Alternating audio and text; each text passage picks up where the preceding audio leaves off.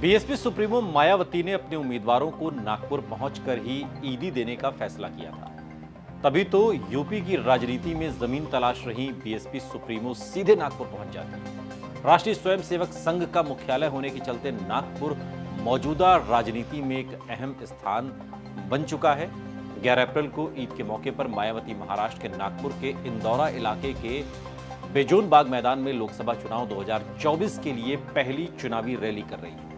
उत्तर प्रदेश में कैंपेन की शुरुआत के लिए मायावती ने अंबेडकर जयंती का मौका चुना है। 14 अप्रैल को मायावती की चुनावी रैली उत्तर प्रदेश के सहारनपुर और मुजफ्फरनगर में होनी है। सवाल यह है कि मायावती ने आखिर संघ के इलाके यानी कि नागपुर में घुसपैठ की कोशिश क्यों की है, इसका मैसेज क्या है। मायावती की छवि कुछ दिनों से बीजेपी की मददगार की बनती जा रही है, ये तो हम सभी देख रहे हैं, लेकिन ऐसा तो नहीं है कि नागपुर पहुंचकर वो बीजेपी के लिए वोट मांग सकती हैं। वोट तो वो बीएसपी उम्मीदवारों के लिए ही मांगेंगे और उनके भाषण में कांग्रेस और बीजेपी के लिए नागनाथ और सांपनाथ जैसे उदाहरण भी शामिल होंगे, जो वो पिछले 2-3 दशकों से दे रही है। असल में 2019 के आम चुनाव के बाद से ही मायावती पर भीतर ही भीतर बीजेपी को मदद पहुंचाने की तोहमत लगती है।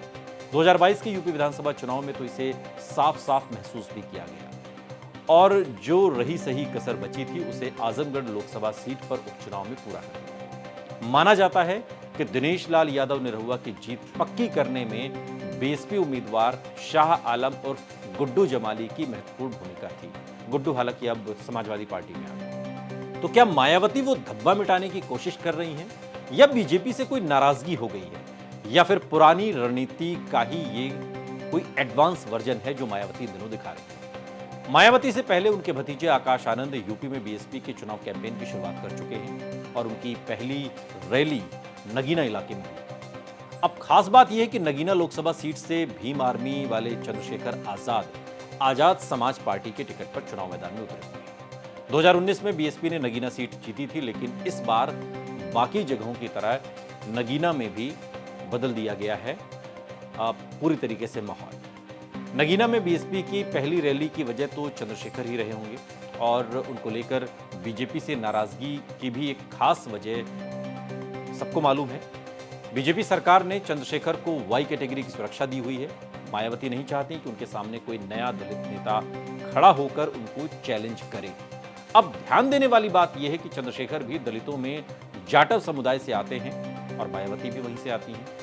मायावती 2007 में सोशल इंजीनियरिंग की वजह से अपने बूते पहली बार यूपी की मुख्यमंत्री बनी थी और 2019 में अखिलेश यादव के साथ चुनावी गठबंधन की मदद से बीएसपी की लोकसभा को 0 से 10 तक उन्होंने पहुंचा दिया। लेकिन इस बार पुराने प्रयोगों का नया कॉम्बो पेश करने की कोशिश दिखाई देती है। नागपुर में मायावती पहले भी रैली कर चुकी हैं और संघ को चेतावनी देने के साथ ही बुद्धम शरणम गच्छामि जैसी घोषणा भी कर चुकी है।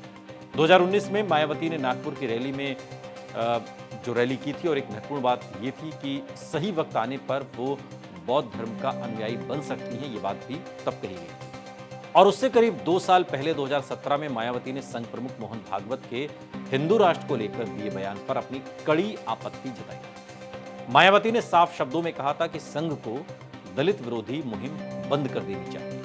लेकिन नागपुर में मायावती की रैली का मकसद तो मुस्लिम वोटर को रिझाने की तैयारी के तौर पर देखा जा रहा है। जाहिर है मुस्लिम वोटों को बीएसपी के पक्ष में करने की कोशिश हुई, लेकिन कहीं ऐसा तो नहीं कि मुस्लिम वोटों को समाजवादी पार्टी और कांग्रेस के पक्ष में जाने से रोकना है।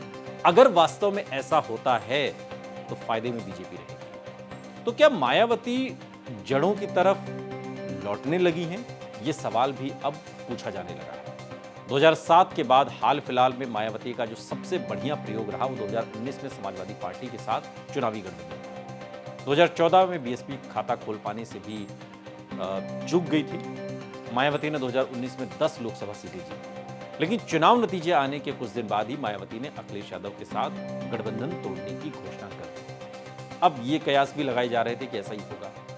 अब अखिलेश यादव मनमसोस कर रह गए थे, तब मायावती ने वोट ट्रांसफर न होने की पुरानी बात दोहराई, जबकि घाटे में तो समाजवादी पार्टी रही। भले इससे बड़ा नुकसान क्या हो सकता था कि डिंपल यादव ही चुनाव हार जाएं, और तभी से मायावती अकेले ही चुनाव मैदान में उतरने की बात करती है। 2022 के यूपी विधानसभा चुनाव में भी ऐसा ही किया।